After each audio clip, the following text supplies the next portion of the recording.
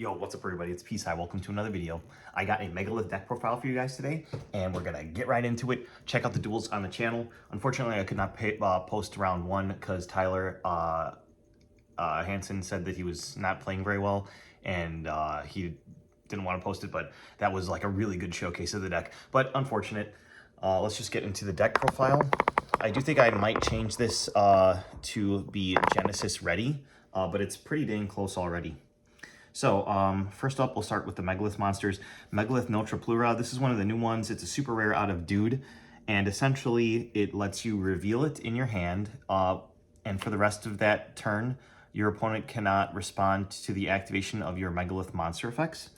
And then on the field, you can negate the activation of a card that your opponent activates. And if it was a card that targeted a card on the field, you get to tribute one of their monsters on resolution, which is insane. So if you're like negating a Widow Anchor, I don't know why you would, but that's just the first card that came to mind that targets. You can actually negate the Widow Anchor and then tribute one of their monsters that they control.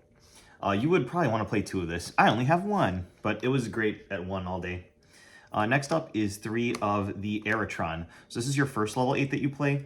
All of the level 8s let you discard them from your hand to ritual summon.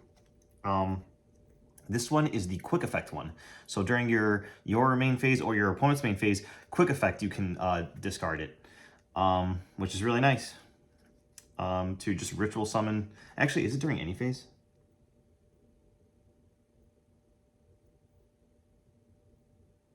Yeah, during the main phase. Yeah, so you can just ritual summon on your opponent's turn, which is really cool. This is another one, the level 8 Bethor. So this one is the one when you summon it, it pops cards that your opponent controls up to the number of different ritual names in your graveyard. So turn 0, you can use this to ritual summon out your Bethor and then get a couple of pops depending on what you tributed. But yeah, during your turn, you can send it to the graveyard to ritual summon a Megalith. And then the final level 8 we play is the Megalith Phaleg.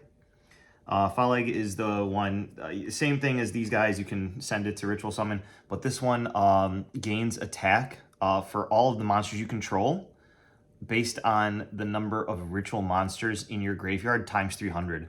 So in the match that I didn't get to post, I had 15 ritual monsters in the graveyard. 15 times 300 is 4,500, and I had 3 monsters on field. So he summoned back his Lupus, and I ran over it with this, with 7,000 attack, because I attacked with this first. And then the remaining 2 monsters were over 9,000 because each one was gaining 4,500. So this card is really funny for closing out games, which is why you don't necessarily need an extra deck, because you just beat over everything. Next up is the level 4s. So the first level 4 is Megalith Ophiel. So all the level 4s have an ability to ritual summon from your hand usually, but there's the new one that ritual summons from grave by using it as material. So it has an on-field effect to basically ritual summon from your hand. Another cool thing about each one of these is they have a bonus effect. This bonus effect is on summon, it searches a Megalith monster, and that effect is not once per turn. Only the ritual effect is once per turn. Same thing with this one, except this one is the Spell and Trap Searcher. So you have the Monster Searcher, which is Ophiel, the Spell and Trap Searcher with his Haggith, and then the new one, Fulak. So Fulak is the one that I was mentioning that's level 4 that can ritual summon from graveyard, and then on summon, it actually adds a ritual monster from graveyard, which is really cool. Then, the star of the show, Megalith Fool. Once we got the support, it was insane. I would actually play a small engine in Drytron with like 2 Fool, 1 Ophiel, and then 1 Bethor, because it just made making Beatrice really easy, but then they had to go and ban Beatrice. With your Ben 10 access, and it was just actually insane. It gave you so much advantage, and it got you a pop as well if you wanted. So 3 Fool, so on summon, it adds a ritual monster from your graveyard to your hand. It doesn't even need to be a Megalith, so you can add back a Ben 10 to change it to the level of the monster that you added back to your hand. So if you add Ben 10 back, it becomes a level 6. If you add Ophiel back, it becomes a level 4. If you add the new level 12, it becomes a level 12, and that's permanent. Its other effect is quick effect to ritual summon from your deck by attributing monsters from your hand or field. You basically leave this on your field, and then during your opponent's turn, you can quick effect send itself or send something from your hand or field to special out your Bethor from your deck to pop cards. You can even summon the Negator from your deck, which is really nice. And it works on your turn as well. So the scenario is special summon this, activate effect, bring this to your hand. Now this is a level 4. Use its effect to ritual summon from deck. Bring out a second copy of Ophiel, search on summon. Now you got 2 level 4s for rank 4 plays as well. So it's just a really cool package. And like since I'm playing the pure deck, it's like really opening up my eyes to what the capabilities are. Because it's really easy to make rank 4s in this deck. So I think I might have to cook with that. Maybe in Genesys format. In the current format, I don't know if I can get too fancy with it, but we're going to try it in Genesys. Next up is the spells. So Megalith Anastasis, this was a new spell out of Dude. This just boosts your consistency so much. So it's got the, it's a continuous spell. Its first effect is to discard a card and then search a level 4 or lower Megalith and a level 8 or higher Megalith. So you're getting one of the babies and one of the big ones. Which just lets you get started with everything, which is so crazy. And then if you ritual summon a Megalith monster, so during your turn or your opponent's turn, you can either draw 2 cards and discard 1 card, which is really good on your turn, or tribute a monster your opponent controls, which is really good on your opponent's turn. And you're always ritual summoning during your opponent's turn and your turn, so you get to trigger both of these effects. So this was a really good card that they added to the collection, and it's searchable off your Haggoth since it's a spell or trap. The other one is the older one. This is Megalith Unformed. This card's just crazy. So you tribute a monster that has twice the levels of the monster you're trying to summon from deck. So like I can activate this. I can tribute an Imseti from my hand and special summon any level 4 Megalith monster from my deck as a ritual summon. Its other effect is to decrease the attack of your opponent's monsters based on the ritual monsters on the field. And so you can use either one of those effects, which is insane. But it's not once per turn, so you can just go cycle through all 3 and get all of your ritual monsters out of the deck, which is hilarious. And then I did opt to play the 1 Megalith Portal. This is the field spell of the archetype. And then basically it says that your guys can't be destroyed by battle once per turn. I think that's all ritual monsters on the field, including your opponents. So if you're facing a Mirakumo, don't try and beat over it with your big negating guy. And the other cool effect is that if you special a Megalith monster to the field, you can add a ritual back to your hand. So it's just nice recursion, and you usually easily have access through when you're looping your Haggoths.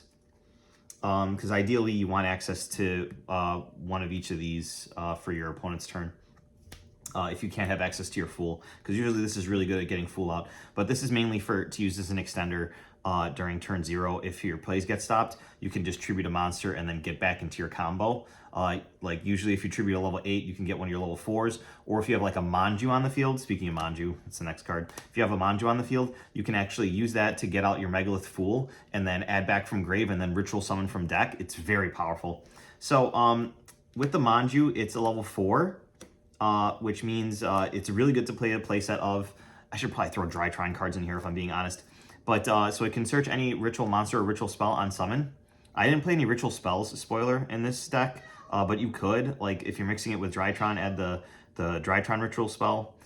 But the cool thing about it is with the Manju and with targeted negation like Imperm, what's it called? Veiler, stuff like that, you can actually chain your Megalith Unformed to it to tribute this so that it dodges the effect negation and special summon a Fool from your deck. So this is an extra copy of like Called by the Grave essentially for effect Veiler, if that makes sense. And that works for your other level 8s or level 4s on your field, because you can always summon a level 4 or a level 2 from your main deck because of the amount that you play. So 3 Manju, it's a really good normal summon.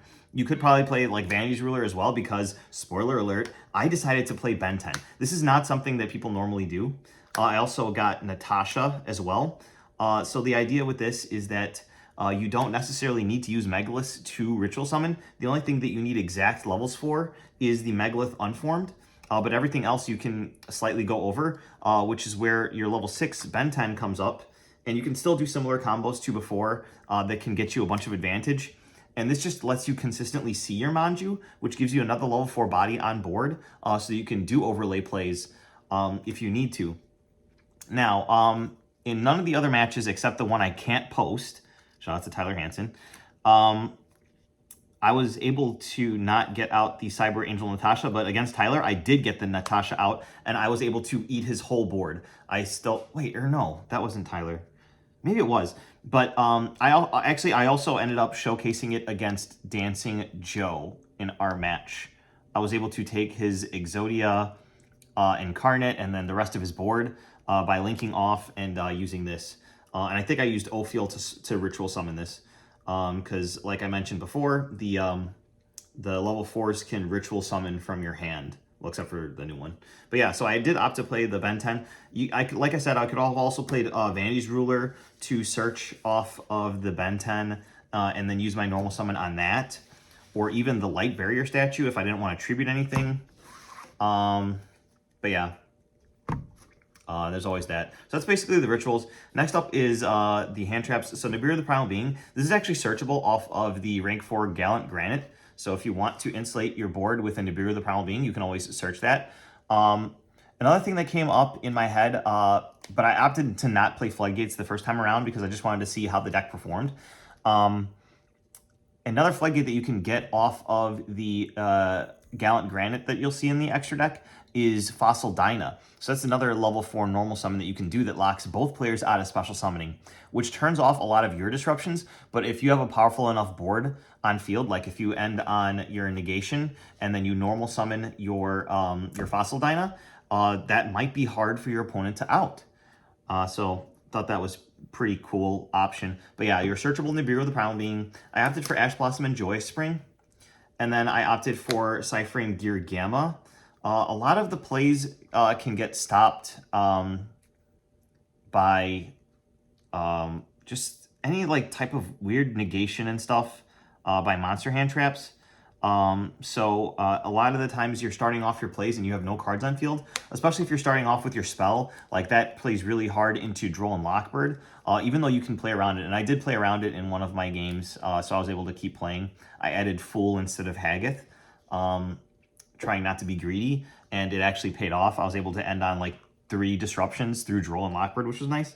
But Gamma is just really good for like the draw phase Foolos or something like that, even though you're only summoning from your deck once, and then your extra deck maybe once or twice if you want. So that's why I opted for this suite of hand traps. You could go the board breaker route, or just no hand traps or board breakers at all. But I opted to play a little bit. And this was 40 cards, by the way. And the last 2 were Bricks, Reincarnation Unveiling Mail, and Full Armored XYZ. So this is for the package that you'll see in the extra deck. I just wanted another, because you easily make rank 4s, and you're usually trying to make Gallant Granite to search some crazy BS. So I figured that it would be cool to be able to access something else to give it an extra payoff. Maybe I should have played 42 to drown out seeing the Bricks, because I did see this once. But like this isn't even that bad to draw.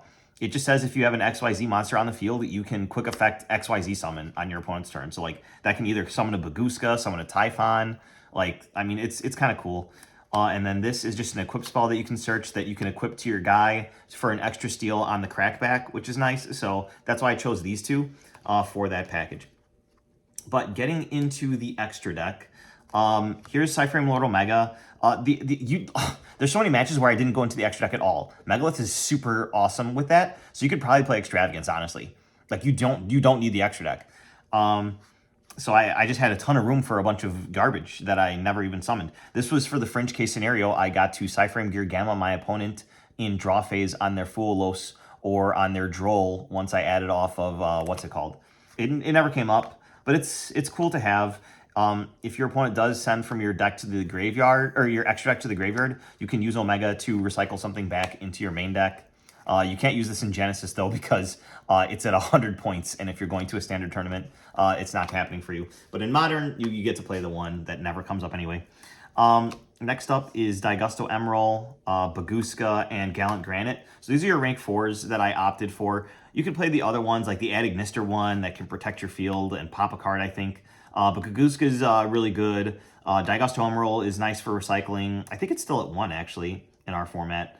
And then Gallant Granite is your rock searcher, so you can search any of the Megaliths, which are all rocks, or you can search Nibiru, or if you want to get cheeky with Floodgates, you can search a Fossil Dyna. So that's pretty cool. And then usually you're making this turn 1, so then you overlay your XYZ Armor Fortress on top of it.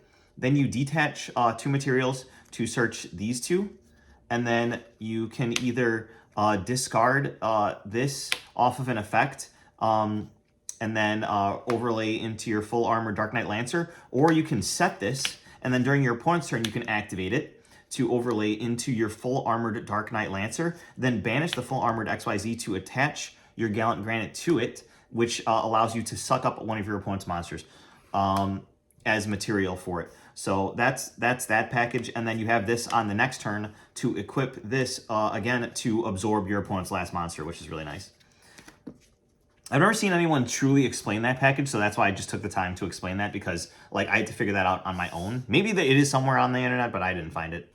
Next up, you play your Typhon. It's really cool. You can actually just use this to go into your Typhon, kind of like the Lupus play in the K9 strategy. Just like summon the Lupus and then overlay into Typhon. And then on your opponent's turn, you can just crash and then go into a Zeus. It's really funny. But yeah, you can play Xyz, so there's no reason to not play Zeus.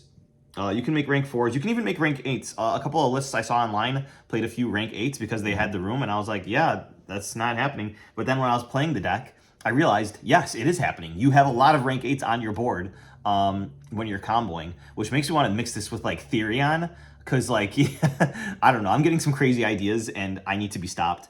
But you could probably throw the horse package in here, but that might make it less consistent.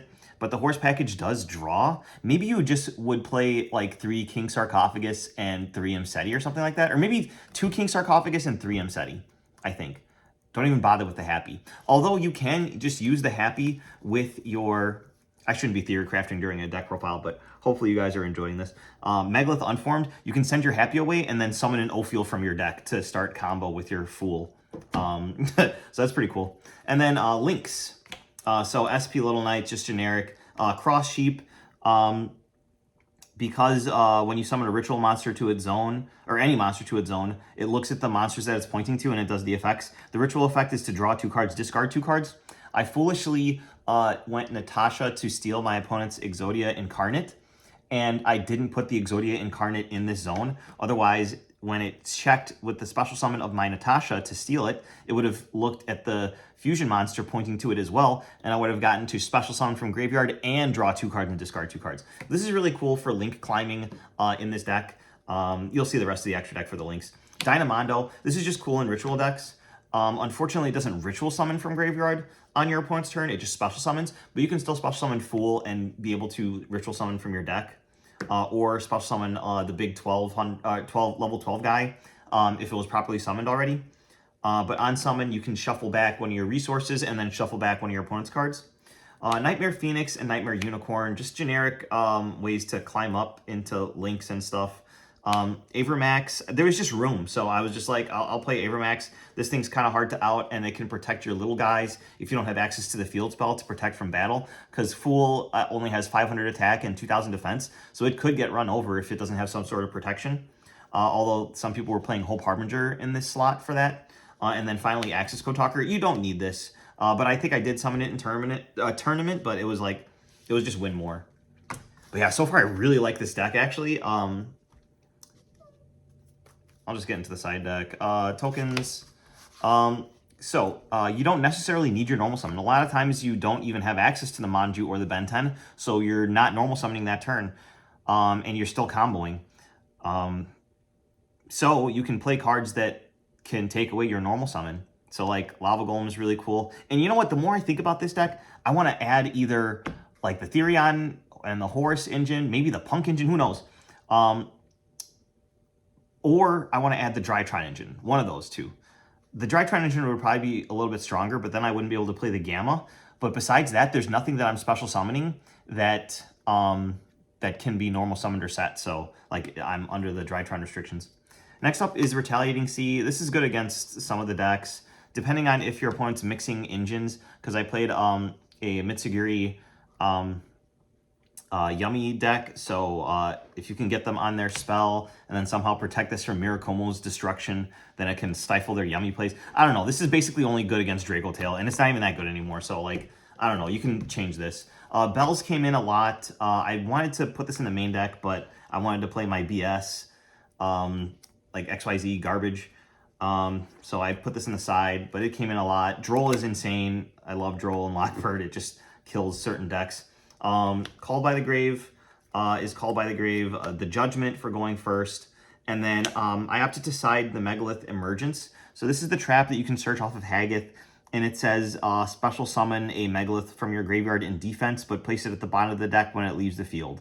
So, I mean, it's just a monster reborn on your opponent's turn. Most likely you're reborning Fool, but like still, every turn you get to bring back a body that gives you more ritual fodder, or you could just overlay with it. Like it's like whatever. All right, so that was the deck profile. Hopefully you guys enjoyed the video and you're excited for more, because yeah, I'm gonna lab this deck later and try and lab it for Genesys, and then also for maybe Monday's locals or Thursday locals. I'm starting to go less to locals. You might have noticed that I'm posting less. If you're one of the regular subscribers, I don't know where these flies are coming from. But yeah, I think I'm going to reduce my content down to 1 video per day instead of the 2 videos and 2 shorts per day, because it's just getting ridiculous. I'm busy with my life. I got a job. I got another thing going on. I got the YouTube channel, and there's just so much going on, especially now that I have a child. So yeah, I'm going to reduce a little bit, but hopefully you guys stuck around and enjoyed the deck profile, and you'll subscribe for more, because we got some more Megalith content coming, guys. I'm going to mix it with all the engines and make it into a P-side deck. But I wanted to play pure without floodgates just for the first time so I could see how the deck functions. So, yep, I'll see you guys in the next one. Leave suggestions in the comments below. Bye-bye.